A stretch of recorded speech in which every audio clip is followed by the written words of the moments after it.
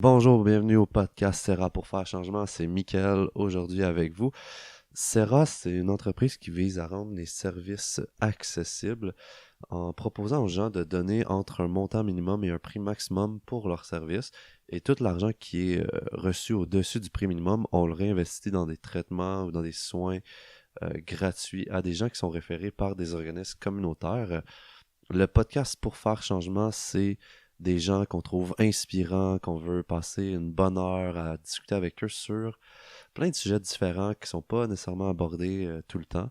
Puis aujourd'hui, on a une discussion avec Adam Tachereau, qui est un des cofondateurs de l'entreprise Nourrir, une compagnie d'aliments biologiques en vrac, éco-responsable.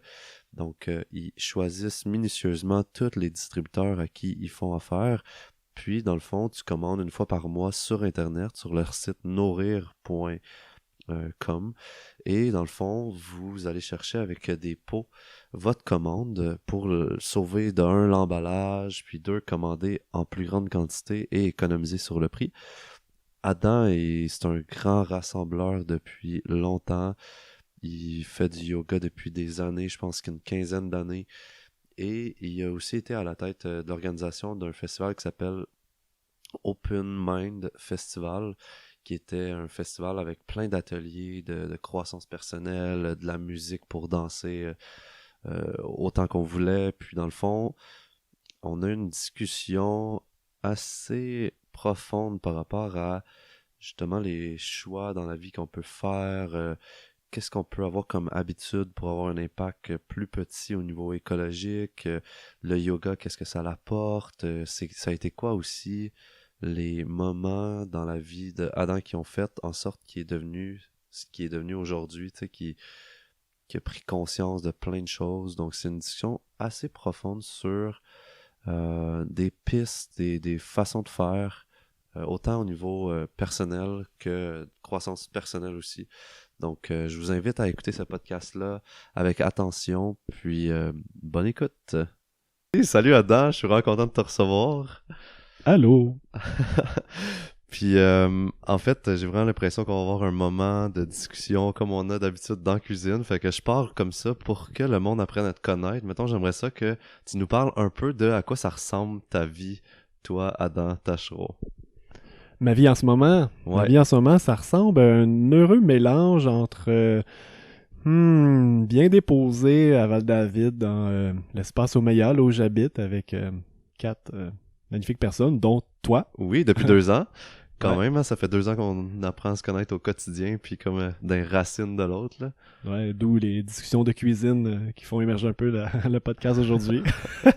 Fait que ouais, ma vie est un heureux mélange entre beaucoup de temps ici à marcher dans la forêt, à faire mon yoga, à méditer, à chanter, à danser dans la grande salle. Il y a une grande salle ici. Là. On pourrait peut-être en reparler de qu'est-ce que je fais ici Mhm. en particulier. Et donc un heureux mélange entre ce côté de moi plus zen, plus Bouddha. Je dis que c'est mon côté Bouddha. Tu sais. Et puis mon côté plus engagé, mission sociale, super engagé dans nourrir, groupe d'achat d'éléments biologiques que j'ai cofondé. Donc, un côté beaucoup plus social, vibrant à Montréal, beaucoup de rencontres, beaucoup de gens. Je m'occupe beaucoup du rayonnement chez Nouret, donc beaucoup de communication, des partenariats. Très engagé aussi au niveau écologique, autant au travers ma vie plus vibrante. C'est comme l'autre côté du mini-wheat, là, tu sais. Ouais. Faire ma vie plus vibrante, engagée, sociale, que ici aussi au meilleur, il y a une forte propension aussi de vivre Éco-responsable, puis... éco-responsabilité, ouais, vivre en harmonie avec la nature. C'est pas juste vivre en harmonie avec moi, Mhm. comme ici à Val-David, c'est plus ça, avec les autres et aussi avec la nature, tu sais. Fait que, Ouais, parce que pour vrai, tu sais, je connais beaucoup de gens qui se disent vegan, tu sais, mais j'en connais peu, mettons, qui le vivent pour de vrai, tu sais, puis je pourrais dire que toi, je te considère une des personnes qui le vit pour de vrai, non seulement comme dans qu'est-ce que tu manges, mais aussi comme, je trouve, encore plus loin, là, tu sais, dans ta façon de vivre, tu sais, puis dans tous les choix que tu fais, tu sais, puis est-ce que c'est comme quelque chose que tu penses des fois, ou que tu te dis genre, ouais, je suis vraiment vegan, puis c'est comme une philosophie que t'adoptes, ou c'est comme autre chose comme philosophie? ouais, c'est intéressant que tu nommes ça parce que je m'observe beaucoup au niveau de, oui, de l'alimentation puis de mon mode de vie. Puis j'ai commencé à adopter certaines étiquettes pour les essayer, tu sais. Vegan, crudivore, j'ai eu comme une certaine phase crudivore. Et en ce moment, je dirais, je suis ni l'un, ni l'autre, ni l'autre, ni l'autre, ni l'autre. Tu sais. Mais j'adopte vraiment un mode de vie qu'on pourrait observer comme étant très proche, mais plus instinct. Je pourrais dire, mettons qu'on parle d'alimentation, je suis instinctivore. Tu sais. J'écoute vraiment qu'est-ce qui est là, ce que je ressens. Au-delà de est-ce que je suis vegan, c'est pas juste mental, genre est-ce qu'il Une étiquette ou genre un cadre, là, mettons, super rigide ou... Exactement, c'est ça. Je me suis vu, tu sais, j'ai eu une phase quand j'ai commencé à manger cru, je suis comme waouh, ça m'a tellement fait du bien, là, plein d'énergie tout d'un coup, une énergie super stable, c'est comme waouh, this is it. C'est la vérité, tu sais, je vais manger cru du vent. Puis plusieurs mois plus tard, j'ai recommencé à manger plus cuit. Mhm. Et puis peut-être un an plus tard, à peu près à la même période de l'année, c'était au printemps. Je dis ah wow, ça m'a tellement fait du bien ça l'année passée, je vais refaire ça, tu sais. Puis ça a pas marché pas en tout, tu sais. Puis j'ai réalisé là-dedans que ben c'est pas ça que mon corps avait besoin. Mhm. Puis j'ai réalisé que même si je vis une certaine vérité à un certain moment de ma vie, cette vérité-là n'est que temporaire, tout change, au fond, puis que l'année d'après, même la seconde d'après, Ouais. la vérité que j'expérimente n'est pas la même. Fait qu'à partir de là, j'ai arrêté de m'encadrer dans une étiquette, une philosophie en particulier, même un mode de vie, un mode alimentaire, puis je préfère vivre le moment comme il vient. Ouais. Ça reste... Ouais, t'as parlé beaucoup de nourriture, mais tu sais, même, je trouve que dans ton mode de consommation, tu sais, dans ta vie en général, tu sais, ça reste que il y a certaines grosses guidelines ou, je sais pas, un certain cadre, là, malgré tout, là, tu sais, que tu vas choisir ce que tu vas porter, ce que tu vas choisir que tu vas faire comme activité, que, tu sais, même si on parlerait de voyage ou tout, tu sais, même jusque dans ces réflexions-là, je trouve que ces guidelines-là vont être présents, mettons, là. Ouais, c'est vrai que, en effet, que avec le chemin que j'ai fait avec les années, je dirais que j'incarne un mode de vie qui convient vraiment à ce que je sens à l'intérieur. Tu sais. Puis, à force de marcher mon chemin, j'ai réalisé que là où je suis le plus heureux, c'est lorsque je suis en harmonie. Puis, c'est quoi ça, l'harmonie? Ben, pour moi, l'harmonie, c'est d'être en connexion totale ou en connexion avec moi-même, avec les autres, puis avec la nature. Tu sais. Puis surtout depuis que j'habite en forêt, puis que je vais dans la forêt à toutes les semaines, des fois tous les jours, ben je ressens vraiment ce qui est bon pour moi, ce qui est bon dans mes relations, puis ce qui est bon pour la planète. Puis à partir de là, ben je prends mes choix en fonction de ça. Tu sais. Fait que c'est pas tant que j'ai lu un livre ou que j'ai appris, même si oui, toutes les théories, je les ai. Ouais, t'es quand même en présence de toutes ces informations-là, là, tu sais, Ouais, c'est ça, exactement. Mais je les prends pas pour du cash, je les laisse, Ouais. je les laisse résonner à l'intérieur de moi, puis je regarde, ok, mais tu sais, comment que cette vérité-là euh, résonne à l'intérieur de moi? Est-ce que c'est tout contracté à cause que je me dis, oh, il faudrait que je fasse ça, puis là, je suis tout contracté, ou bien c'est comme, ah, ben oui, ça, c'est évident, tu sais, Ça ça crée de l'espace à l'intérieur, ça crée de l'expansion. Ouais, fait que t'es comme constamment à l'écoute de ce qui se passe en dedans de toi pour savoir, comme dans le moment présent, est-ce que c'est la bonne chose à faire ou si c'est la bonne chose à acheter ou la bonne chose à faire comme activité, là, peu importe, mettons, là. Je dirais oui, le plus souvent Ouais. possible. Je me fais encore avoir par les dédales du mental puis par les milliards de divertissements que notre monde nous offre. Mais ultimement, c'est ça pour moi l'harmonie, exactement. C'est d'être à l'écoute de ce que je sens à l'intérieur. Puis à partir de là, ben, je le sens, là, tu sais, comme on parlait de voyage il y a pas longtemps, tu sais, puis j'ai des amis en ce moment j'ai beaucoup d'amis dans mon entourage qui sont en train de vouloir voyager, tu sais. Ouais. Puis moi, je ferme les yeux, c'est comme, ah, ça pourrait être cool, une petite retraite au Costa Rica, ou, tu sais. Puis il y a comme quelque chose de l'ordre du bonbon, un peu. C'est comme, ah, wow, je m'imagine sous le soleil au Costa Rica, il me semble que... Ça... Et quand je ferme les yeux, puis je laisse vraiment ça résonner à l'intérieur, c'est comme pas content, je sens que je serais pas en harmonie avec moi-même, avec la nature en ce moment, de prendre l'avion juste pour le divertissement. Fait que, Ouais. Parce que, tu sais, même l'année passée, on parlait de comme quelque chose avec un une raison d'être plus profonde, tu sais, comme tu parlais de ton voyage au Myanmar, puis comme de faire, tu sais, une grosse, littéralement une grosse retraite de 1 mois de méditation dans des temples un peu plus traditionnels et tout, tu sais, fait que ça avait comme une genre de substance là, derrière le voyage, mettons, là, qui t'attirait, mettons. Ouais, exactement. C'est un bel exemple de quand, tu sais, on parlait tantôt, je m'étiquette pas ou je m'encadre pas, même pas dans mes propres valeurs, même pas dans mes propres théories, tu sais, en sens que en effet, pour moi, en ce moment, ça fait aucun sens de voyager et je reste ouvert. OK, est-ce qu'il y a quelque chose de plus grand que moi qui veut m'appeler ailleurs, une plus grande mission, une mission humanitaire ou quelque chose, que si je voyage, que ça va tellement me remplir que je vais comme pouvoir mieux partager, mieux être en service à l'humain, mieux être en service à la Terre. Tu sais. Puis l'année passée, on parlait d'une longue retraite de 3 mois de méditation au Myanmar. J'avais cet appel-là, mais tu vois, c'était pas assez fort pour que vraiment que je le fasse. Puis là, j'ai un autre appel, tu vois. Je suis surpris, ouais. Puis je pense qu'on n'a même pas parlé dans la cuisine de ça encore. C'est bon. Ouais. Fait que en ce moment, mon appel, c'est d'aller prendre 2 formations l'été prochain en yoga cachemérien. OK. C'est une forme de yoga qui me passe au travers depuis plusieurs années dans ma pratique personnelle, qui est une forme de yoga non duel, une forme de yoga où on considère que on est déjà parfait, on est déjà on n'a pas besoin de faire quelque chose pour atteindre l'illumination, on est déjà illuminé, on est déjà grandiose, on est déjà parfait, puis tout ce qu'il y a à faire, c'est de se le rappeler. Puis pour se le rappeler, on n'a pas besoin de faire de posture, de longues méditations, on a juste besoin de lâcher prise sur tout. Juste lâcher prise, laisser couler, revenir dans le ressenti total, toujours. Puis dans mes pratiques personnelles, ça se passe ainsi depuis plusieurs années, puis j'ai commencé à en saisir l'essence pour commencer à le partager, à le transmettre, parce que je trouve ça tellement beau, puis simple, puis accessible à tous, que je trouve ça extraordinaire. Tu sais.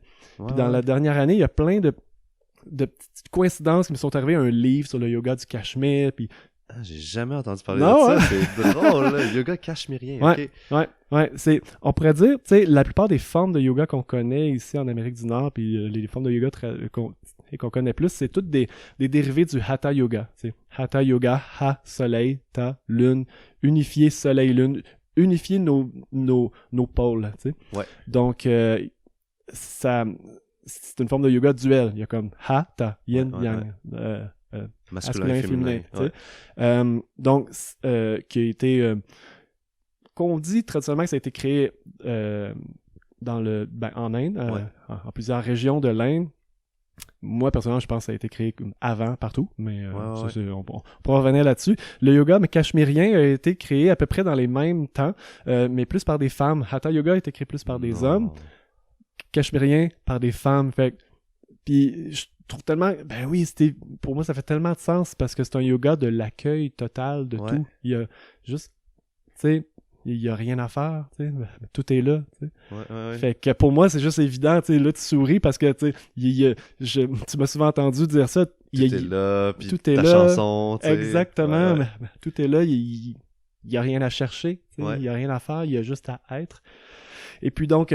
une série de coïncidences m'ont amené à comprendre que je suis pas le seul qui vit ça, il y a plein d'autres mondes qui vivent ça, cette forme d'être là, finalement j'avais envie de dire pratique, mais c'est juste une forme d'être qui s'incarne dans une certaine pratique, la pratique qui est là pour mieux l'intégrer au quotidien puis pour pouvoir le partager à d'autres aussi.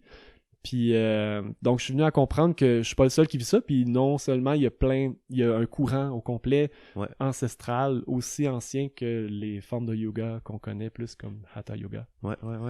Puis t'aimerais ça aller suivre une formation de ça? Et voilà, j'ai quelque part. Et voilà, en Suède, il y a une formation en Suède au début de l'été, puis une formation à Paris à la fin de l'été.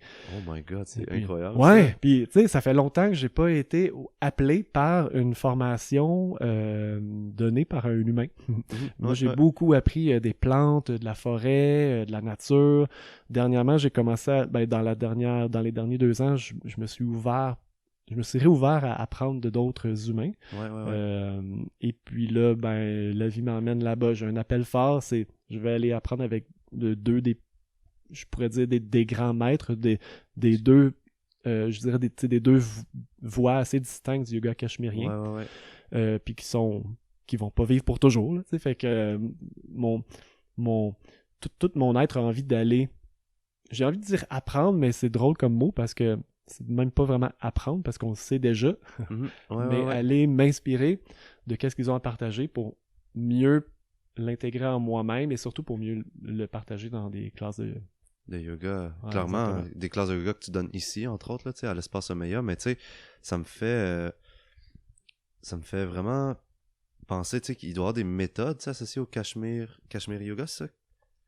Yoga cachemérien. Yoga cachemérien, il doit y avoir des méthodes ou des façons de faire pour apprendre ce lâcher-prise-là, mais tu sais qu'il doit être beaucoup dans le féminin, fait que dans l'intuition, puis dans l'écoute de soi, puis dans la lignée de qu'est-ce que tu parlais au début, là, tu sais, de regarder en dedans si c'est aligné avec qu'est-ce que tu sens et ce que tu as envie de faire, en fait, là, tu sais, fait que c'est ces genres de méthodes-là que tu irais apprendre ou tu commences déjà à en connaître? Ouais, c'est vraiment subtil comme manière de enseigner, en guillemets, parce que c'est une forme de pratique qui prend en considération qu'il n'y a rien à enseigner, il n'y a rien à apprendre, on est déjà parfait, on sait déjà tout, fait que c'est vraiment un art, c'est ça que j'adore aussi, puis c'est déjà aussi ce que je partage dans entre autres 2 classes que j'offre ici, là, à Omaya Yoga, une classe qui s'appelle Pure et Simple, qui est un alliage de mouvement et de méditation. C'est très, très long et lent et langoureux.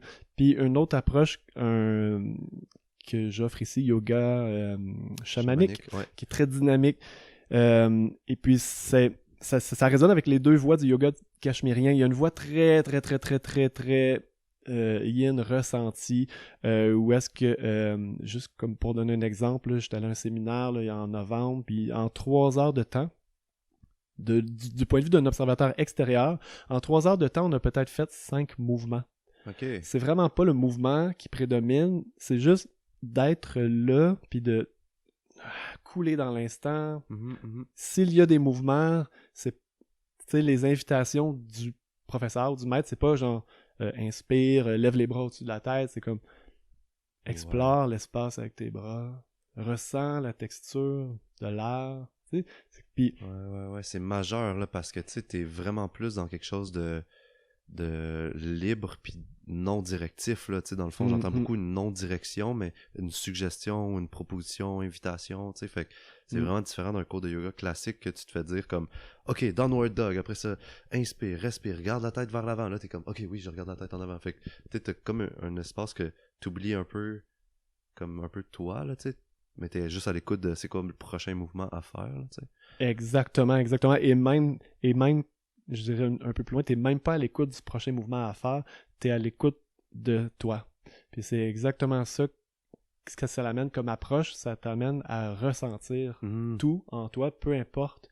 Fait que même, on parle jamais de respirer dans le yoga cachemérien, qui est vraiment étonnant. Tu sais, on se dit, hey, yoga, c'est comme l'art de comme allier le mouvement à la respiration. Et en yoga, mais cachemérien, c'est même la respiration n'est pas importante. Ce n'est qu'une motion du corps. Et donc, tout amène à se dissoudre dans l'instant. Donc, la voie qui est plus yin que je viens de raconter, c'est tellement lent, tellement long qu'on est tellement avec soi pendant longtemps que finalement, on oublie tout, puis on devient un. On se rappelle qu'on est un, puis on déguste ça. Et puis l'autre approche qu'on appelle les Tandava, danse mystique de Shiva aussi, c'est un des autres noms. Le nom plus traditionnel, c'est le Tandava. Puis ça, c'est vraiment un alliage de mouvements très dynamique et de lâcher prise d'un coup. Donc, on se construit pour déconstruire toujours. C'est comme, t'es fier, t'es grand, puis là, wow, tu t'écroules à terre, t'es plus rien, t'as plus de corps, t'es vide, tu flottes dans le vide. Oh, t'es plein, t'es rempli, t'es grandiose. Oh, t'es plus rien, t'es vide. Donc, c'est vraiment une grande danse mystique de déconstruction à chaque instant. Donc, le fait de se déconstruire amène ce grand lâcher-prise qu'on a besoin pour se rappeler qu'on est... C'est comme si on est tout puis on est rien, tu sais, de tout le temps se rappeler ça, là. Et voilà. J'aime vraiment cette approche-là, là. ouais. Paris, c'est ça, au Suède. Exactement. Le Tandava, c'est donné par Daniel Audier. OK. Il est bien connu là, dans le domaine, juste sur son site web. À chaque fois que je lis une phrase moi, qui fait référence au yoga du Cachemire, c'est juste extraordinaire, comme un bout de phrase, j'étais allé sur son site web, puis un bout que je me suis rappelé, c'est quelque chose du genre nous ne sommes que la danse de l'univers. Tu sais, on se prend tellement au sérieux des fois, je suis un humain, je fais ceci, je fais cela, je travaille, je fais de l'argent, whatever what, j'ai une émotion, je suis en relation. Et finalement, quand on regarde une coupe de plans un peu plus globale, on est juste et tout l'univers qui se meut et qui se danse. Ça me fait du bien de me rappeler ça, tu sais, puis à l'intérieur de moi, c'est le même que je vis la vie depuis toujours. Puis là, j'ai accès à pouvoir le vivre, à pouvoir le transmettre, puis à pouvoir l'apprendre avec d'autres qui font ça depuis toujours. Comme, oui. Ouais. En plus, la Suède puis la Finlande, c'est deux pays qui m'intriguent beaucoup depuis longtemps. Clairement, ils ont comme une vision un peu avancée, là, même je trouve au niveau sociétal, là, tu sais, comme même, ils parlent souvent d'éducation, ils parlent d'énergie, fait que peut-être tu vas aller comme combiner les deux, mettons, quand tu vas aller là, ou... C'est sûr et certain, la première formation se donne en début juin, puis l'autre en début septembre. Donc, je me garde tout mon été pour... je reviendrai pas, fait que je vais rester en Europe, puis j'ai vraiment envie explorer cette sagesse culturelle, je dirais, et sociétale là, de la Finlande, surtout. La Suède, je connais un peu moins, mais je m'imagine que c'est semblable. Ouais. Puis juste aller vivre là-bas, puis comprendre, puis m'inspirer de ces cultures-là, peut-être pour en ramener un... Pour m'inspirer pour mon propre mode de vie, puis peut-être pour en ramener un peu aussi dans mon mode de vie qui est très communautaire aussi, communautaire local, mais très interconnecté aux communautés un peu plus macro, le village, la province. Ouais. Mais moi, je sauterais direct là-dessus, tu sais, à savoir comme pourquoi t'as fait le choix, toi, en tant que homme de 37-38, c'est ça? 38. Tu sais, de vivre, mettons, en communauté à la maison, au lieu d'avoir ta petite maison, comme on a déjà parlé, tu sais, ton petit temple à toi, tout seul, dans le style minimaliste, tu sais, t'as quand même fait le choix conscient de vivre en groupe, tu sais, avec d'autres gens, puis qui amène son lot de joie, tu sais, mais qui amène aussi son lot, des fois, de communication et de rencontres. Ah, puis on peut le nommer, son lot de défis aussi. L'autre défi, là, c'est ça. Tu sais, pourquoi t'as fait ce choix-là? C'est drôle, hein, tu parles de choix, puis c'est sûr qu'il y a une série de choix qui m'ont emmené là, et pour moi, c'est tellement évident, c'est tellement clair, tu sais, depuis que je dirais depuis que je suis né, mais depuis que je me rappelle de ma vie, c'est pas, depuis que j'ai 13 ans, j'ai un don, une passion et une tangente naturelle à rassembler. J'aime beaucoup être avec les gens, j'aime beaucoup créer des espaces, des contenants pour se rassembler. Parce que je trouve que quand on est ensemble, on devient tellement humain. Seul, c'est extraordinaire, oui. Je pense que c'est vraiment important d'avoir des espaces seuls pour se connaître. Connais-toi toi-même. Je pense que de passer des espaces avec soi, ça sert à être ensemble. L'être humain est un être social, puis je pense même que ça a été démontré qu'on meurt si on n'est pas en contact avec d'autres.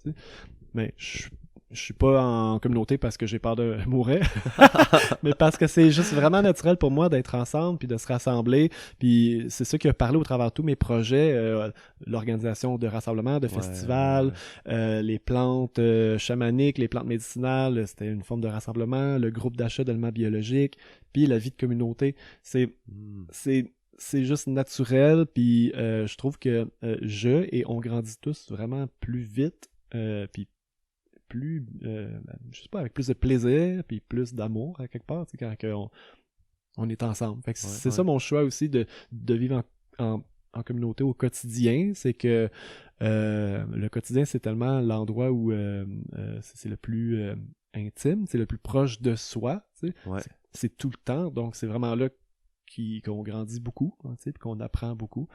Fait que j'aime vraiment ça, de le vivre avec d'autres, puis de s'inspirer un l'autre, de grandir ensemble. Ouais. Mais puis tu sais, pour vrai, ça fait 2 ans qu'on partage cette vie-là ensemble, avec différents colocs, tu sais, puis je sais pas, je trouve que en regardant aussi où c'est que le monde s'en va, tu sais, avec les global warming, ouais, tu sais, le réchauffement climatique, la pollution, la surconsommation, je trouve que de vivre de manière individuelle, ça fait moins de sens avec tout ça, tu sais, puis de vivre comme en communauté, je trouve qu'on s'en va vers ça, ou on retourne vers ça, tu sais, peut-être, je pourrais dire, tu sais, puis il y a vraiment comme une richesse au jour le jour de comme apprendre de l'autre, puis juste d'être dans la cuisine, puis d'avoir une conversation qui émerge, qu'on s'attendait pas, puis qui nous fait grandir, puis je sais pas, moi aussi je trouve ça qu'on apprend beaucoup de l'autre, tu sais, puis c'est comme si ça fait un sens, puis ça donne un genre de nourriture quotidienne, de relation qui est comme super riche, je trouve, mais je trouve qu'on peut autant vivre en collectif puis pas sentir cette genre de nourriture-là que vivre en collectif puis la sentir, mais ça prend quand même un genre d'effort, tu sais, de création à chaque jour qui est un peu comme le même effort qu'une relation, là, je trouve, là.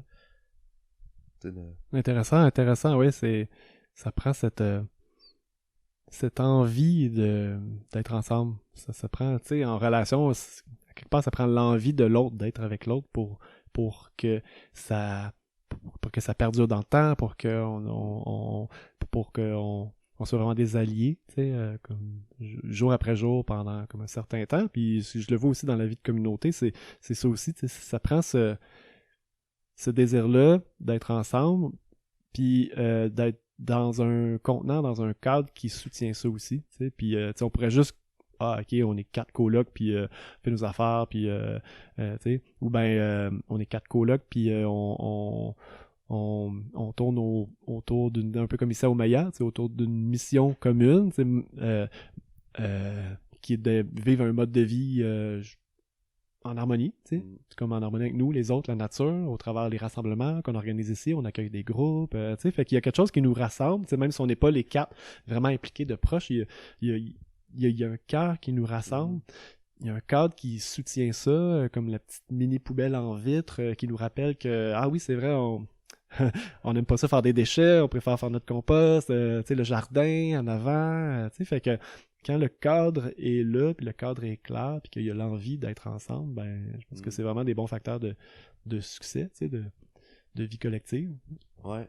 Parce que, tu sais, concrètement, si on explique un petit peu plus, genre en profondeur, tu sais, la poubelle en vitre, tu sais, dans la cuisine, on s'est dit un moment donné comme, ok, ben, t'as amené la suggestion de dire, on pourrait mettre une poubelle en vitre minuscule, là, sérieusement, c'est l'équivalent d'un 2 litres de jus, mettons, là, tu sais, mais en vitre, pour voir c'est quoi nos déchets qu'on met dans le petit contenant. Puis pour vrai, à quel point ça ramène une conscience de comme, ok, je jette ça dans la poubelle en vitre, puis là, ok, elle est tellement minuscule que genre je l'ai rempli à moitié avec ce déchet-là, tu sais, fait que comme la prochaine fois, qu'est-ce que je peux faire, tu sais, pour éviter ça, tu sais, puis même avant ça, je trouve que notre changement, sérieusement, le plus fou, qui m'a vraiment surpris, c'est, il y a comme 1 an, on s'est dit, hey, on gaspille 1 carton de lait d'amande, de soya, peu importe, par jour, tu sais, parce qu'on est 4, tu sais, puis on consomme du lait pour faire des thés, des petits cafés, des genres de, je sais pas, n'importe quoi, là, tu sais, puis dans le recyclage, il y avait ce contenant-là à chaque jour, puis tu sais, t'as amené, genre, l'idée de comme, hey, est-ce que vous vous rendez compte à quel point ça prend de l'énergie faire le carton, l'envoyer à l'usine qui produit le lait, là, après ça, remplir ça de lait, l'amener à l'épicerie, là, toi, tu t'en vas l'acheter, t'achètes le carton, tu l'amènes à la maison, tu le bois, tu le mets dans le recyclage, puis là, ça repart pour un cycle, là, tu sais.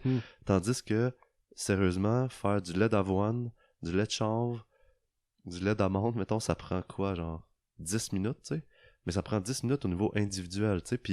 Puis moi, mettons, ce que je trouve fort de toi, tu sais, c'est que t'hésites pas à faire des actions individuelles pour le bien comme de la société ou de la communauté, tu sais, mais qu'à quelque part, j'ai l'impression que tu trouves quand même le sens à chaque fois, le sens comme derrière ces actions-là, tu sais, tandis que moi, pour vrai, confession, confession, tu sais, des fois je le perds, genre, puis je me dis, mais pourquoi je le ferais, moi, ce sacrifice-là, ou ce 10 minutes-là à faire mon lait, quand qu'il y en a une tonne de gens qui ça leur dérange pas, tu sais, puis je m'auto-juge, tu sais, dans ce genre de pensée-là, tu sais. Puis je sais pas toi, c'est quoi ton sentiment par rapport à ça? Ben ouais, je m'imagine toujours s'il y avait juste des mois, tu sais. Fait que s'il y avait juste des mois qui s'en foutent de la pinte de lait, ben il va y avoir un milliard de pintes de lait par jour qui vont se ramasser au recyclage. Puis s'il y a juste des mois qui font leurs 10 minutes, ben il y aura plus de pinte de lait, puis il y aura plus de télévision, puis le monde va être en paix. Fait que dans le fond, tu te ramènes ça à tu te multiplies toi-même, puis là tu dis, ah, ouais, ça fait du sens, ok, je continue. Exactement, ouais, c'est ça, exactement ça. Puis, tu sais, dans cette perspective-là, ben, ça me fait vraiment plaisir de prendre le 10 minutes. Comme ici, je fais du pain aussi. J'ai commencé à faire du pain parce que ça, c'était l'autre truc. On voyait, OK, on consomme du pain, on achète des pains dans des sacs de plastique. Bon, ben, OK, même si moi, j'en mange pas tant que ça, du pain, hey, je vais faire du pain pour la communauté parce que s'il y a plein de moi qui prennent plein de pain, ils vont avoir plein de sacs en plastique. Puis ça me fait vraiment plaisir, finalement, de le faire. Ouais, pour ça. Puis aussi, il y a cette... c'est vraiment satisfaisant pour moi de sentir que ça répond à un besoin. T'sais, ici, c'est sûr que ça répond à notre besoin d'être plus encore là en harmonie avec notre environnement, créer moins d'impact négatif, puis même en faire de l'impact positif. Ouais. Ouais, puis pour vrai, les gens, ils sont souvent comme surpris de faire comme « Ah, c'était si facile que ça, faire du lait d'avoine ou du lait... » Puis tu sais, sérieux, ça coûte moins cher, c'est facile, puis ça pollue pas, tu sais. Fait que là, je trouve que les questions sont quand même assez importantes à se poser, là, tu sais. La question de pourquoi je le ferais ou pourquoi je le fais pas, tu sais. Ouais. Ben, tu m'encourages pour vrai à chaque jour. Tu sais, à chaque jour, je me dis comme, OK, j'essaie de faire un pas de plus vers quelque chose de plus responsable, éco-responsable et tout. Ouais, ben ça, c'est une clé aussi, là, y aller étape par étape, là, dans le sens, on peut pas tout changer d'un coup, là, je suis pas devenu avec une mini poubelle, puis du savon naturel ou pas de savon, je suis pas, j'ai changé peu à peu, puis puis c'est ce qu'on a fait ici aussi, là, on observe les endroits où on peut faire un pas, une chose à la fois. Comme un moment donné, c'était les yogos. On achetait plein de yogos. J'ai commencé à faire des yogos. Un moment donné, c'était les savons. Tu as commencé à faire des savons. C'est tellement facile, finalement, faire du savon. Il faut juste prendre la demi-heure ou l'heure pour toute l'année, tu sais. Ouais, c'est fou, là. Vraiment facile, ouais.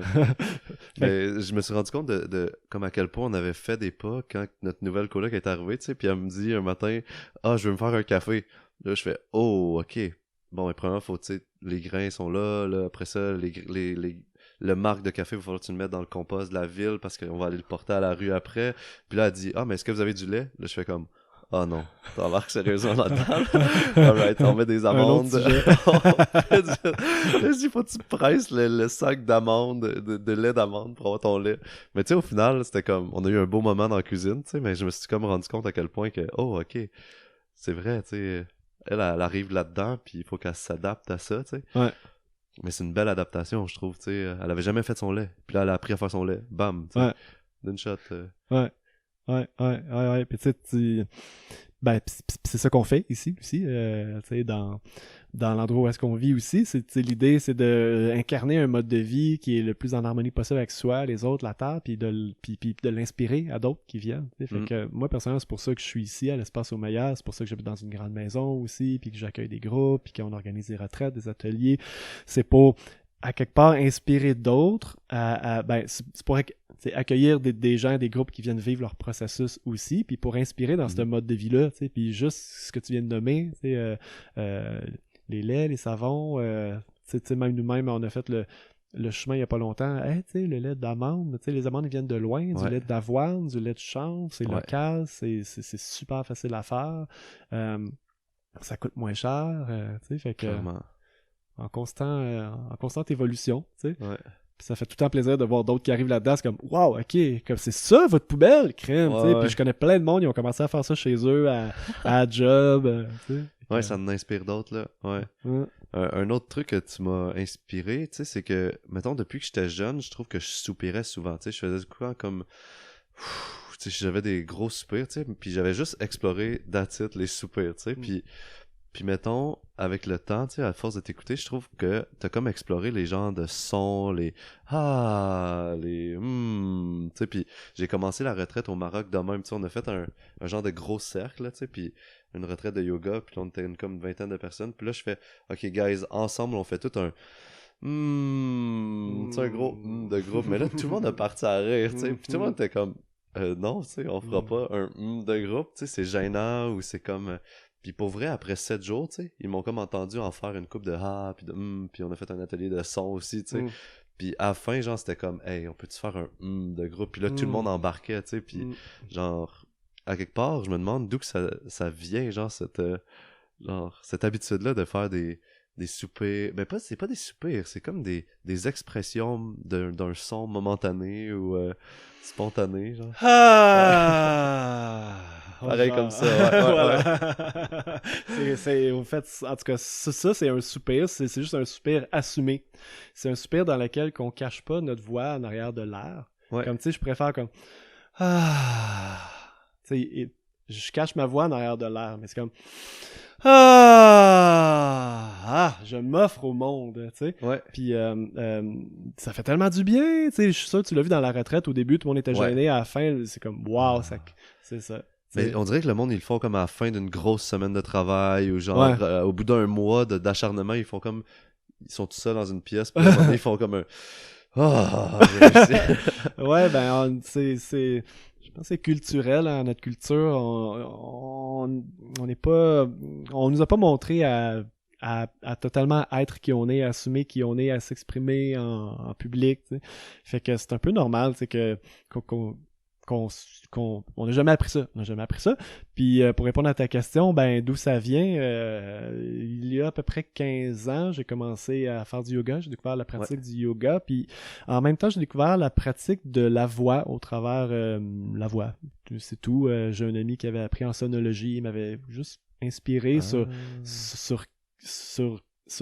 quels sons dans une certaine voix de la sonologie de Jonathan Goldman, quels sons est attitré à quel chakra, à quel centre énergétique du corps qui part de la racine du périnée jusqu'au sommet de la tête. Et puis j'ai commencé à explorer ça. Puis à jouer avec ça. À chaque jour, je jouais avec ma voix, puis je la laissais couler. Puis à un moment donné, j'ai commencé à voir que ça me fait vraiment du bien de laisser ma voix couler. J'ai découvert que ma voix avec ma gorge est interreliée intimement avec ma voix intérieure, avec mes émotions, avec tout mon univers intérieur, puis que plus je suis contracté en dedans, plus ma voix est contractée, plus je suis calme puis libre à l'intérieur, plus ma voix est libre. Et puis les deux, c'est la même chose. Si je libère ma voix, je libère mon âme. Si je libère ma voix, je libère mon cœur. Same thing, tu sais. Ouais. Fait que le grand bien-être que ça m'a procuré, puis la grande ouverture puis liberté que ça m'a procuré m'a juste soutenu dans continuer d'explorer ma voix. Ça a été beaucoup seul avec moi-même dans mes propres pratiques, dans mes pratiques de yoga. Et puis dans les derniers 5 ans, avec... entre autres avec un maître, là, Amit Karmeli, qui travaille beaucoup avec... Ouais, il est venu ici plusieurs fois, puis qui travaille avec le soupir, avec le soupir sonore, entre autres, mais qui travaille avec laisser être librement la voix, le son, sans chercher la beauté, le chant, juste de laisser couler. Lui, il fait ça fait 25 ans.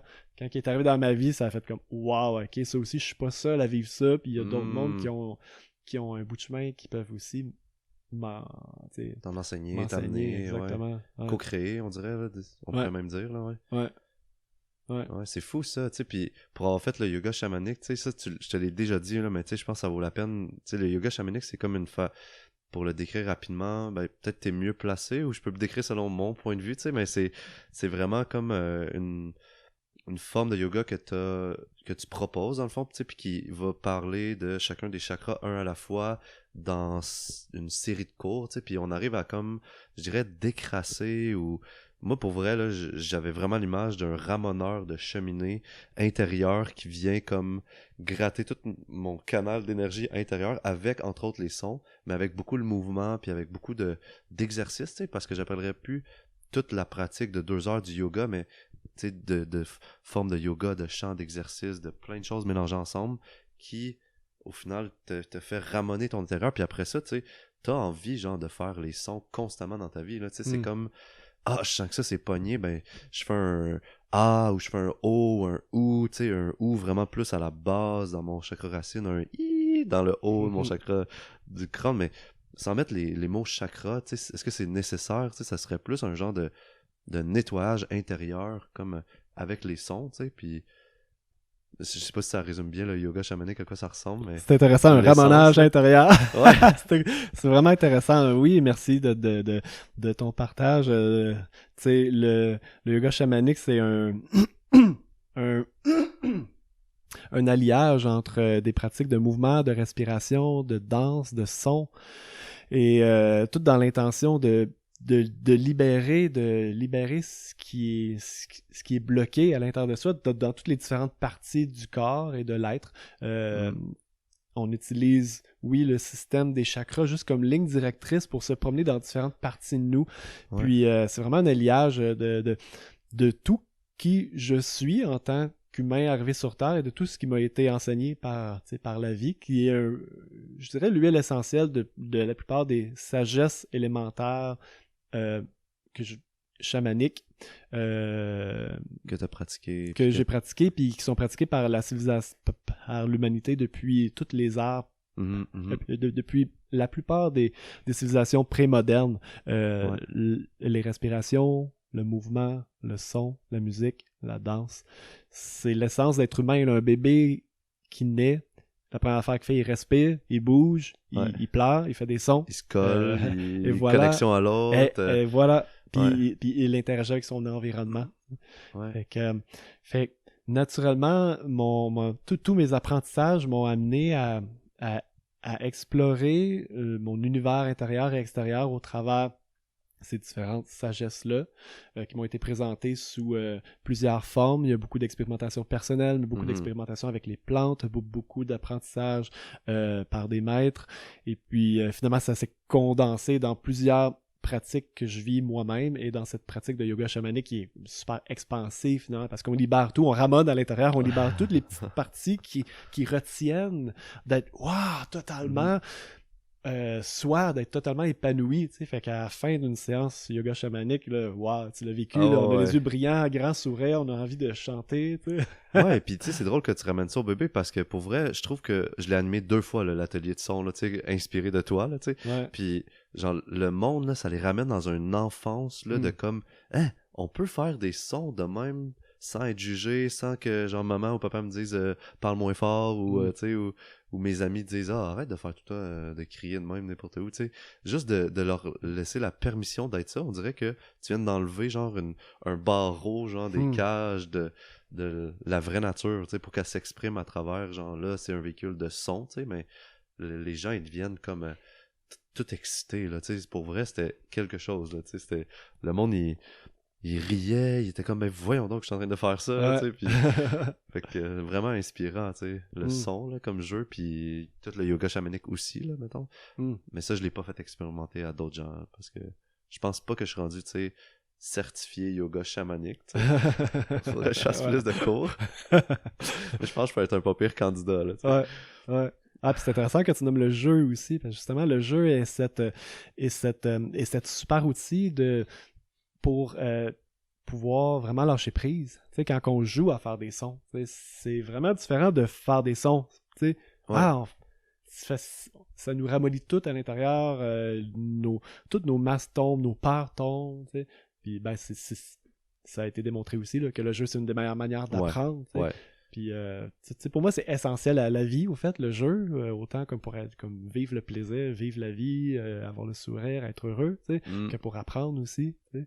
Puis, c'est exactement ça qu'on fait aussi dans le yoga chamanique, dans nourrir, tu sais, c'est pas pour rien que ça s'appelle nourrir, tu sais, c'est vivre le plaisir dans tout ce qui est. Je trouve que c'est vraiment une des beautés, puis une des beautés de l'être humain, de pouvoir vivre le plaisir puis de jouer avec, tu sais, avec qu'est-ce qui est là.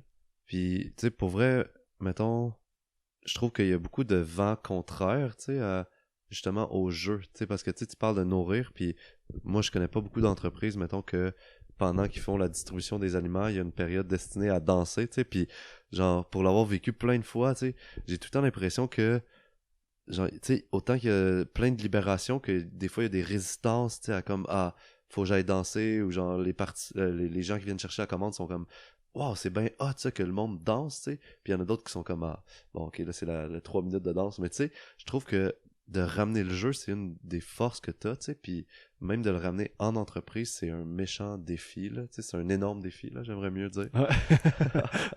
On reviendra à notre passion des mots communs. Mais tu sais, je sais pas comment t'as vécu ça, tu sais, d'amener le jeu, d'en nourrir, puis d'amener un peu cet émerveillement-là d'enfant dans une entreprise, c'est quand même un bon défi, mettons.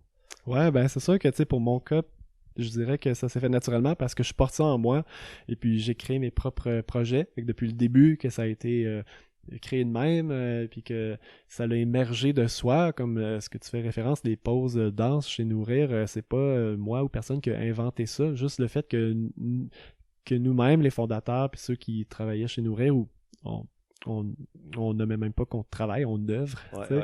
Ceux qui œuvraient chez Nourrir, on était tous dans cette perspective-là ou dans cette joie de vivre-là. Ça a juste émergé naturellement. Tout d'un coup, il y a une toune qui est partie sur le cellulaire, puis tout le monde a commencé à danser. Je suis comme, on va le refaire, c'était le fun, tu sais. Fait que pour nous, ça a été naturel à cause qu'on a créé notre propre projet.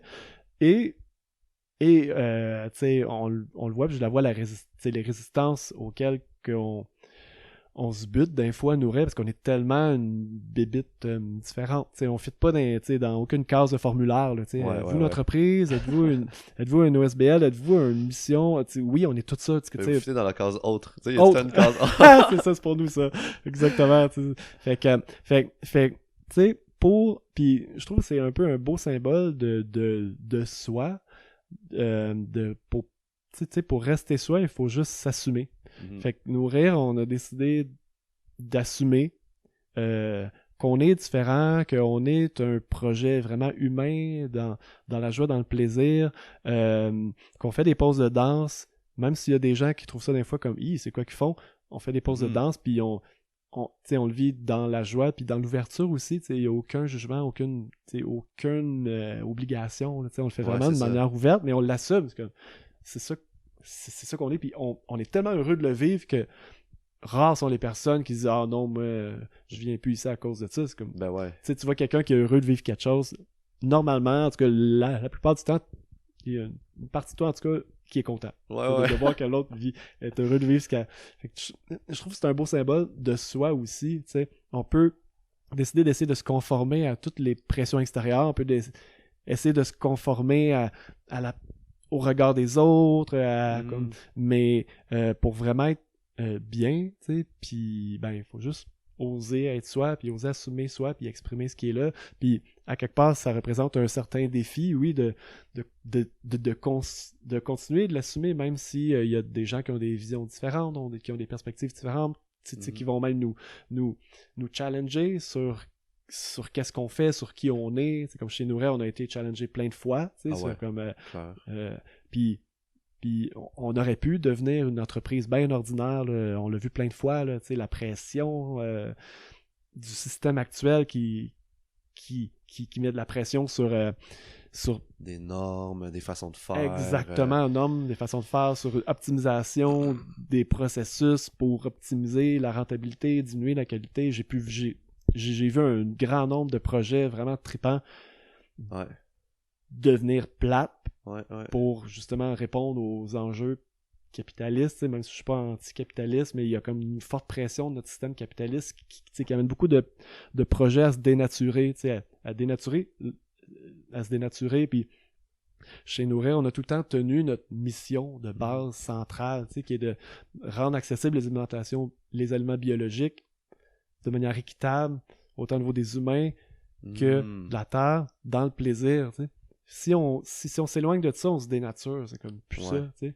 Puis, Ah non, puis moi, je vous ai vu faire des choix quand même pas faciles. Là, entre autres, mettons, juste choisir un aliment puis dire « Ah ben, il y a quelqu'un dans cette chaîne-là, du produit A, genre du producteur A jusqu'à vous, là, les distributeurs, qui est pas, genre, il est pas respecté ou il est pas à 100%, je sais pas comment le nommer, là, mais il reçoit pas le montant d'argent qu'il devrait recevoir ou les aliments sont pas traités de la façon qu'on aimerait qu'ils soient traités, puis vous cancellez cet aliment-là, vous l'enlevez littéralement des commandes Nourrir, tu sais. Ça, c'est pas facile quand même comme choix, genre, en tant qu'entreprise, c'est de... Puis toi, je pense que t'es quand même assez responsable des choix d'aliments, non? À même l'entreprise, où tu l'étais à un moment donné? Je l'étais, là, c'est plus moi qui est officiellement responsable de ça, mais je suis encore super impliqué parce que ça me passionne au bout. Puis en effet, on est freak, là. On va au fond des choses totales, puis en effet, on prend des choix des fois, c'est comme, oh wow, on n'était pas conscient que telle noix de cajou Ouais. tel fournisseur, de tel endroit. Dans le fond, c'est pas équitable. Les gens qui travaillent avec les noix de cajou, ils se brûlent les mains à cause qu'il y a des toxines dans les noix de cajou. Ça, heureusement, on n'a jamais... on a vérifié, puis on n'a jamais eu ces noix de cajou-là où est-ce que les gens se brûlent les mains, mais on a quand même réalisé que, ok, oui, mais dans la chaîne, on peut pas savoir si les gens sont bien payés ou pas. Ouais. Puis on est conscient que, mettons, dans la culture des cajous, dans la culture du cacao, dans la culture du café, il y a beaucoup d'abus humains. Fait qu'on prend beaucoup de choses comme, ok, bon, on arrête ça, c'est tout. Même si ça un bon permet... vendeur. Exactement. Mais c'est comme, on s'en fout que ce soit un bon vendeur Ouais. s'il y a du monde à l'autre bout de la planète Ouais. qui sont abusés pour ça. Et même à l'autre bout de la planète, maintenant, on est comme, OK, mais est-ce qu'on a vraiment besoin d'importer d'Espagne? Est-ce qu'on peut trouver un équivalent local où on va juste arrêter de fournir cet aliment-là parce que à cause que ultimement, ben, que ça n'a pas d'effet positif sur la Terre. Clairement. Puis ça, c'est intense, tu sais. Puis mettons, moi, je me dis comme comment vous faites, tu sais, pour faire ces recherches-là, tu sais, parce que c'est des grosses recherches, tu sais, de savoir que quelqu'un se fait brûler les mains par les noix de cajou, tu sais, faut que t'en sois conscient, faut que tu checkes après ça, c'est quoi leur processus, puis, tu sais, souvent, mettons, moi, j'entendais comme, ben, faut que tu fly in, genre, dans l'entreprise pour aller voir de tes yeux, puis même ça, il pourrait avoir du camouflage d'informations, il pourrait avoir, fait que, tu sais, comme, c'est des gros choix, puis des grosses recherches, tu sais, comment vous faites? Ouais, c'est beaucoup d'énergie, c'est pour ça que je dis qu'on est freak, puis que moi, je connais pas personne d'autre qui fait ça, aucune autre entreprise qui fait ça, parce que c'est tellement d'énergie, ça coûte cher, non? Parce que c'est beaucoup d'heures de recherche, vraiment, comme tu sais, de recherche scientifique, web, tout ça. Souvent, c'est nos participants qui nous aiguillent sur certains enjeux. C'est comme, hey, est-ce que vos cajous, là, c'est des plats de cajous? On a eu ça qui a passé. Est-ce que c'est des plats de cajous? Nous autres, on regarde ça, c'est comme, c'est quoi ça? Okay, on fait des recherches, ok, wow, ok, puis là, on réalise que les blocs de cajous, ils viennent des Philippines, puis là, nanana, puis là, on s'informe avec nos fournisseurs. Puis, c'est très complexe, dans le sens que souvent, certains fournisseurs vont pas donner, surtout quand il y a rapport d'importation, on n'a pas toujours accès à la source exacte qui a produit.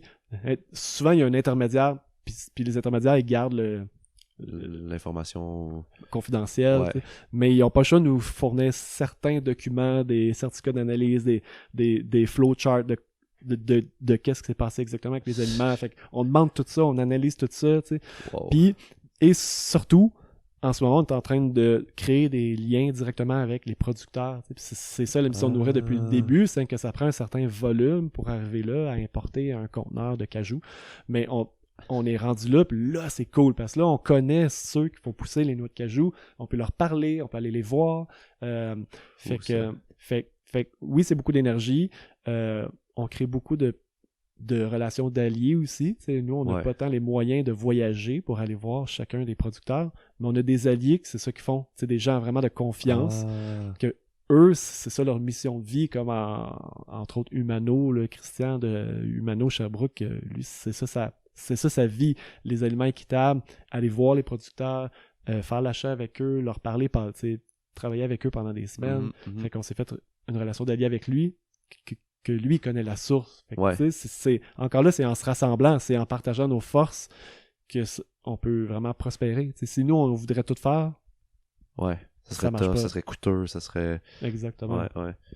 Non éco-responsable. C'est ça, exactement. Ah, c'est hot. Ben, ça me fait sauter un autre sujet, parce que, mettons, je vois le temps défiler, puis je me dis que moi, j'ai quand même une de mes missions de plus en plus qui est présente en dedans de moi, c'est d'inspirer les jeunes et les moins jeunes, mettons, à faire des changements, puis comme de leur donner des pistes d'endroits ou des pistes de choses à essayer ou d'activités à faire, pour arriver à comme apprendre à se comprendre puis à se connaître puis à s'écouter en dedans, parce que tu as nommé que tu vas beaucoup faire d'introspection à savoir si ça c'est juste pour toi, puis ça souvent ça n'arrive pas miraculeusement, cette écoute-là de soi, il y a comme des couches à enlever ou des traitements à faire, peu importe, mais j'aimerais ça savoir c'est quoi, ou ça a été quoi, ou ça a été qui tes alliés à travers comme ton cheminement personnel, puis comme sans nécessairement rentrer full on dans le détail, peut-être juste donner des pistes ou des débuts de réflexion, mettons, à partir de quel âge t'as utilisé quoi, qu'est-ce que t'as fait, puis qu'est-ce que ça t'a apporté, mettons, pour inspirer d'autres gens peut-être à le faire, ou... Mhm.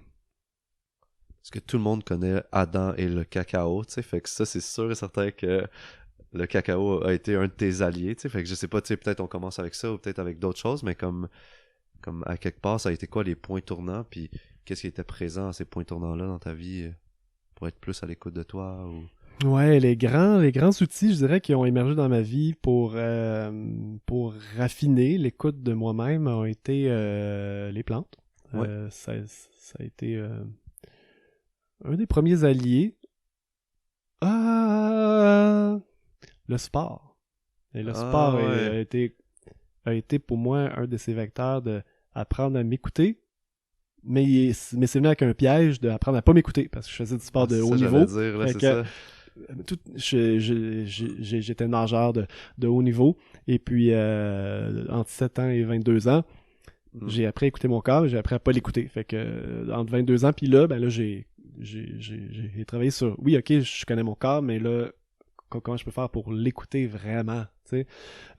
Fait que les plantes m'ont vraiment beaucoup aidé. Tu sais, il y a toutes sortes de plantes avec toutes sortes de facultés. C'est extraordinaire l'univers dans lequel on Mm. vit. Le cacao, entre autres, comme tu parlais, qui a cette faculté d'ouvrir beaucoup le cœur. Tu sais. Puis le Ouais. cacao, on pense souvent que le cacao, c'est du chocolat, là, une O. Henry, là, tout ça, là, mais on parle vraiment tu sais, de cacao pur ou de chocolat tu sais, de haut pourcentage en cacao. Tu sais. Puis ça a vraiment cette faculté de rendre plus sensible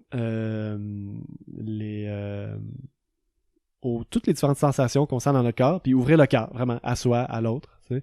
J'ai travaillé avec toutes sortes d'autres plantes aussi, médicinales, chamaniques, qui m'ont vraiment ouvert les yeux sur, ou même, je dirais, ouvert l'esprit Ouais. sur qui je suis. Tu sais. Et puis qui m'ont ouvert la voie au yoga. Vraiment, Mm. c'est comme grâce aux plantes que je suis arrivé dans l'univers du yoga. Ça... De même, là, c'est comme... Ça a été quoi le lien, genre, c'est... T'as senti l'appel du yoga à travers ces expériences-là avec les plantes, ou ça a été... Ouais, exactement. Au travail des avec les plantes, tu sais, je prenais beaucoup de temps à me faire des retraites avec les plantes, souvent moi-même ou souvent avec un ami ou deux en nature. Puis à chaque fois que je me retrouvais dans ces contextes-là, j'avais envie de chanter, j'avais envie de faire des sons, j'avais envie de bouger, j'avais envie d'aller marcher dans le bois, j'avais envie de... Ouah, je sentais mon corps tout comprimé, j'avais envie de, comme tu sais, de donner de l'expansion, puis j'écoutais vraiment ce qui était là, tu sais. Puis, fait que de fil en aiguille, c'est comme, waouh, ça me fait tellement du bien. Puis là, maintenant, j'ai découvert le yoga. C'est comme, waouh, ok, c'est ça qu'on fait en yoga. On respire, on crée de l'expansion dans le corps. Waouh, ok, puis finalement, au-delà de respirer puis créer de l'expansion dans le corps, on crée de l'espace pour vraiment entendre ce qui est là à l'intérieur. Tu sais. Ouais. Mais c'est drôle parce que, tu sais, depuis le début, puis tu l'as nommé plus tôt aussi, là, mais c'est beaucoup comme un chemin genre individuel, tu sais, mais avec, oui, des plantes, mais ça reste quand même genre individuel, le chemin que tu as fait, mais beaucoup comme à l'écoute de la nature, dans la nature, à l'écoute de toi, mais genre j'entends que t'as comme défriché pas mal toute seule, tu sais, ou t'as exploré beaucoup seul, mettons. Ouais, mon chemin a été beaucoup seul pour un certain temps, en tout cas. Ouais. Je parle de travailler avec les plantes, le contact avec la nature, puis je l'ai pas nommé vraiment clairement tantôt, mais comme autre outil, pour moi, un de mes guides principaux est la forêt. Mhm. Simplement aller en forêt, puis marcher en forêt sans but. La plupart des grandes vérités de ma vie sont arrivées dans ces moments-là. Le yoga, qui est un chemin seul, mais guidé aussi. À quelque part, j'ai appris le yoga dans un centre de yoga à Sherbrooke. Après ça, j'ai fait de ma propre pratique pendant vraiment longtemps. Donc, Ouais. puis dernièrement, ben, j'ai été arrivé ici à Val-David. J'ai retrouvé toutes les pièces de mon être. J'ai fait une retraite vraiment en moi-même pour me réouvrir à l'humain. Puis là, j'ai commencé à apprendre de gens aussi en particulier. Là, je sors un peu de la question initiale, par contre. Ouais, mais, ouais. C'est correct. j'ai rencontré quelques quelques maîtres qui m'ont inspiré, entre autres Marjorie à l'école de philosophie, Ah oui, qui partenaire de Mathieu Galland, dans le sens de l'école de philosophie. exactement, Ouais. voilà. Là où j'ai recommencé à faire confiance à l'humain, carrément, parce que j'ai tellement appris moi-même avec les sagesses universelles des plantes, de la nature, qui sont ici depuis des millions d'années, depuis tellement plus longtemps que nous, que un moment donné, j'avais un peu lâché prise sur c'est qui toi pour me dire quelque chose. On est tellement limité, les humains, par notre mental, par les mots. J'étais comme... Il n'y a rien de bon là-dedans, tu sais. Ouais. Puis t'étais plus dans ton expérience à toi pour avoir tes propres réponses, tu sais. Exactement, c'est Ouais. ça. Fait que tu sais, j'étais très réticent à entendre les mots de l'autre, parce que souvent aussi, dans les enseignements, dans toute forme d'école, c'est présenté comme une vérité, ou même quand c'était pas présenté, tu sais, à quelque part, pour transmettre une théorie ou une sagesse, il faut comme le condenser dans un cadre pour que la personne le comprenne. Ouais. Puis moi, j'étais bien résistant à ça, c'est comme, parce que ça a comme, à quelque part, c'est comme présenté comme une vérité. Voici cela. Puis ça vient dans ce genre de système-là.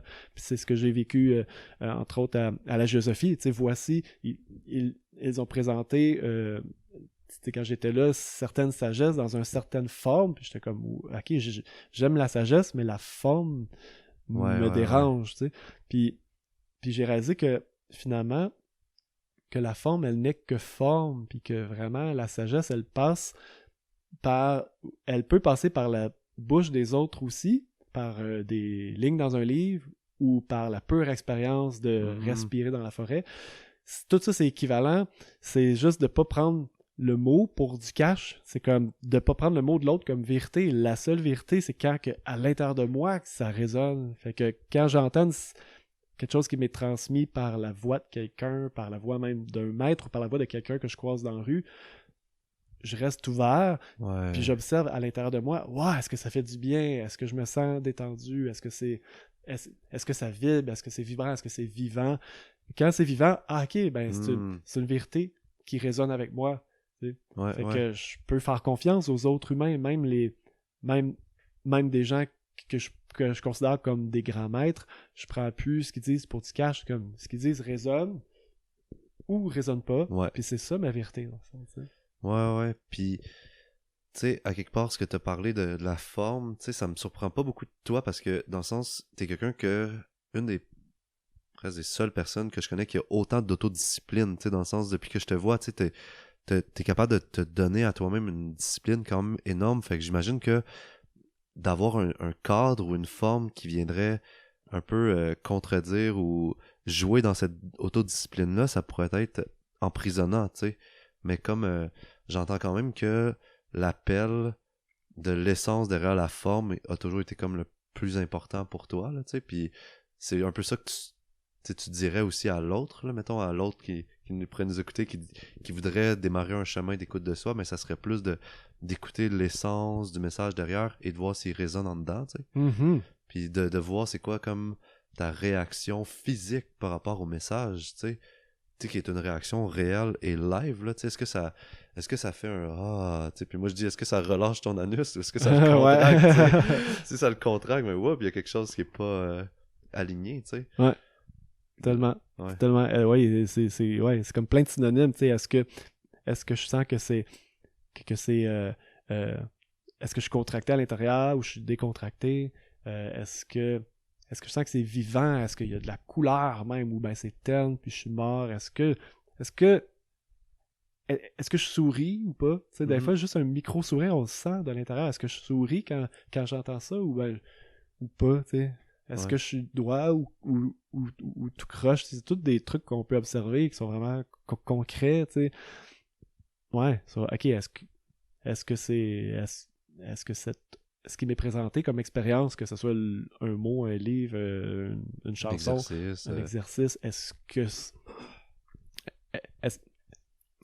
c'est ma vérité ou pas? T'sais? Ouais. Puis comment tu ferais, genre, la différence entre je ressens une contraction en dedans de moi, mais je dois me poser des questions à savoir pourquoi j'ai cette contraction-là, versus comme ce message-là que j'entends est vraiment pas right pour moi, tu sais, pas vrai et pas bon pour moi, tu sais. Parce qu'on s'entend qu'on pourrait aussi argumenter par rapport à ça, tu sais.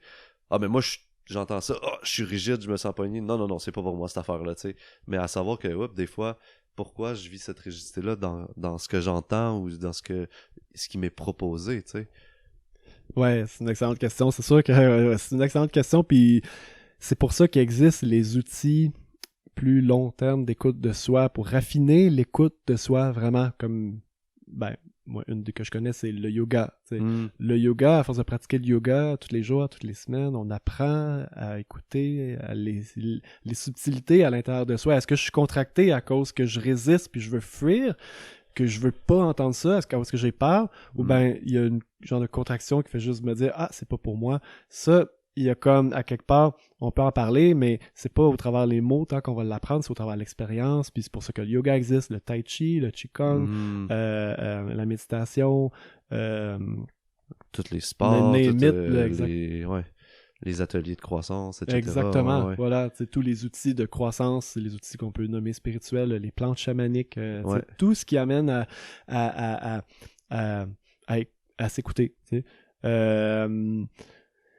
C'est pour ça qu'il existe. À quelque part, on peut pas juste saisir une vérité. Ben oui, en fait, je suis comme en train de réfléchir à l'autre, mais on peut saisir tout d'un clic de doigt aussi. C'est ça qu'on fait en cachemérien, hein, tu sais, c'est comme on n'a pas besoin d'étudier 100 ans pour comprendre qu'on est déjà Bouddha. Ouais. Mais des fois, on le croit pas nous-mêmes. C'est ça qu'on est borné nous-mêmes. Il faut juste trouver des outils pour se détendre. Puis lâcher prise. Mais que je reviens à ta question, mettons, parce qu'on parle, on est dans un podcast, on parle, on n'est pas ici pour faire du yoga. Donne-moi un dog. Même si, dans le fond, on fait... C'est une forme de yoga. Exactement. Ouais. Exactement. C'est pas des asanas, mais c'est... Exactement. C'est le partage de la grande philosophie du yoga, qui est la philosophie d'être un avec soi. Être un avec tout. Avec tout, voilà. Ouais. Comment faire la distinction si je suis contracté à l'intérieur, si c'est une manière de juste comme résister puis fuir à quelque chose que je devrais écouter, ou bien si c'est juste je suis contracté puis c'est pas ma vérité. Je dirais que c'est l'intensité de la contraction. Si je sens vraiment une contraction, c'est qu'il y a une peur. S'il y a une peur, il y a quelque chose à apprendre. Toutes nos peurs, ultimement, nous devrons aller vers. Toutes nos peurs, ils sont toutes là pour nous faire grandir, puis nous donner une réalisation. Ils viennent tout avec un cadeau. Puis tant qu'on n'a pas vraiment écouté nos peurs, ils vont revenir de plus en plus clair puis intense dans notre vie. Fait que si la contraction est comme, si je la sens vraiment, là, j'ai l'anus qui contracte, là, je suis comme, et ça me rentre dedans, c'est comme, ok, là, c'est à cause que je veux fuir, j'ai une peur, je contracte. Ben là, c'est le signe que je devrais écouter ce qui est là, puis que je devrais aller vers ma peur, tu sais. Tandis que moi, je parle de contraction, des contractions à l'intérieur, pour écouter, c'est plus subtil. C'est comme, est-ce que je sens, mettons, dans mon ventre, c'est relâché, ou il est comme c'est un feeling, c'est ça, exactement. Comme, c'est pas juste, mais ça fait pas comme une contraction viscérale. Ouais. Je comprends, puis je pense que je peux percevoir la différence entre les deux types de contractions, tu sais. J'ai l'impression que comme c'est vraiment aligné, tu sais, on n'a même pas besoin de penser à respirer. Notre respiration va être, tu sais, va flower, tu sais, comme une rivière, puis elle se fait. Mais quand on est comme dans une situation que c'est pas nous exactement, mais il va juste avoir un petit quelque chose qui empêche notre respiration. Puis là encore, on peut se demander comme, ok, qu'est-ce qui se passe, puis revenir à notre respiration. Je pense que ça peut être peut-être un bon guide ou une bonne référence à avoir, tu sais, la respiration, mettons, là. Ouais. Totalement, on n'a pas parlé, mais oui. Observation de la respiration. C'est élémentaire. Élémentaire, c'est cette chose qu'on fait tout le temps. Ouais. Tellement. Ouais. Est-ce que la respiration est fluide puis douce, ou bien est-ce que je respire rapidement? Est-ce que je respire dans le haut de mon corps rapidement? Ou bien je respire dans mon ventre plus bas? Est-ce que je respire tout court? Souvent, quand on a peur, justement, puis qu'on veut pas vivre quelque chose, on veut pas accepter quelque chose, on arrête de respirer. Ça. Paralyse. Bon, ben là, c'est C'est peut-être parce qu'il y a une peur à observer. Puis Clairement. j'ai juste recommencé à respirer. Souvent, le message qui vient avec la peur, elle vient juste en se détendant. Tu sais. C'est vraiment la détente, c'est une grande clé. Tu sais. Une grande allié, ouais. Se détendre dans l'expérience. Les réponses viennent. Tu sais. Puis là, c'est plate parce qu'on dirait que ça finit tout le temps comme ça, mais tu sais, j'aime ça poser cette question-là, mais on dirait que tu viens d'y répondre, tu sais. Mais j'ai tout le temps comme une question qui est comme, si t'avais une phrase à laisser aux gens, tu sais, ça serait quoi cette phrase-là? Si t'avais à résumer, tu peux prendre tout ton temps. Ouais, la phrase qui est vivante en ce moment pour moi, que j'aurais à résumer un peu l'essence de tout ce que j'ai appris jusqu'à ce jour, c'est que... puis tu vas sourire parce que tu m'as déjà entendu dire des choses semblables, ça m'infuse de toutes parts, c'est que tu es déjà parfait. T'es déjà grandiose, puis il n'y a rien à faire, tout est là, puis tout ce qu'il y a à faire, ou il n'y a rien à faire, il y a juste à être. Et pour être, c'est juste de laisser couler, de se détendre, d'accueillir ce qui vient dans l'instant, arrêter de chercher, puis vraiment accueillir ce qui vient, tu sais. Bon, ben merci beaucoup pour toute cette conversation-là. C'est toujours incroyable de te parler, tu sais, puis moi j'ai changé le mot malade pour incroyable, tu sais, dans ma vie, tu sais, parce que je trouve que ça l'élève tellement plus de dire c'est incroyable de parler avec toi, puis tu sais, entre autres, c'est grâce à nos discussions, tu sais, que j'ai fait ces changements-là, tu sais, puis je pense que je vais avoir encore beaucoup à apprendre à travers notre relation, puis merci d'avoir passé tout ce temps-là avec moi, d'avoir partagé ces expériences-là, puis ces prises de conscience-là. C'est vraiment... je me sens joyeux d'avoir pu passer cette heure-là avec toi. C'est cool, merci d'avoir pensé à moi. Ça fait déjà 1 heure, c'est comme wow, j'ai l'impression que ça fait 3 minutes. On s'en fera 2-3 autres des heures de même. C'est vraiment un plaisir de partager ce qui me passe au travers ma vie en 38 ans, hein, c'est tellement riche, puis ce qui nous passe tout au travers. Fait que la prochaine fois, c'est moi qui t'interviewe dans un podcast. Yes, ça marche. À bientôt. Yeah.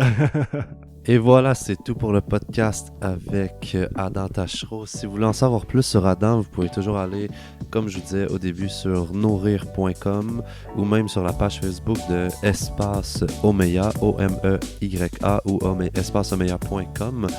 Et allez en savoir plus sur les projets de Adam. Sinon, on vous remercie d'avoir été à l'écoute avec nous et n'hésitez pas à nous laisser un commentaire sur notre page Facebook du podcast Serra pour faire changement et à la prochaine!